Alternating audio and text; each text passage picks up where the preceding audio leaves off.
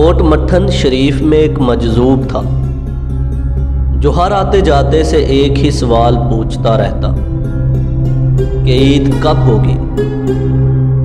कुछ लोग इस मजजूब की बात अनसुनी कर देते और कुछ सुनकर मजाक उड़ाते और गुजर जाते। एक दिन हजरत ख्वाजा गुलाम फरीद रहमतुल्लाह अलैह इस जगह से गुजरे तो उस मजजूब ने वही सवाल दोहराया कि ईद कब होगी। आप रहमतुल्लाह अलैह साहिब हाल बुजुर्ग थे।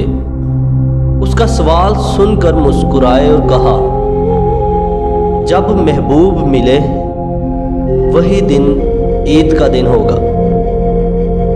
ये अल्फाज सुनते ही मजजूब की आंखों से मोतियों की तरह आंसू जारी हो गए और उसने मजीद पूछा, महबूब किस तरह मिलेगा। ख्वाजा गुलाम फरीद रहमतुल्लाह अलैह ने फरमाया, जब मैं मर जाएगी, यानी जब तुम अपने अंदर की अना को ख़त्म कर दोगे। बस ये फरमाना था कि मजजूब ने कपकपाते और थरथराते हुए अर्ज़ किया, हजूर ये मैं कब मरती है, यानी ये अना कब मरती है।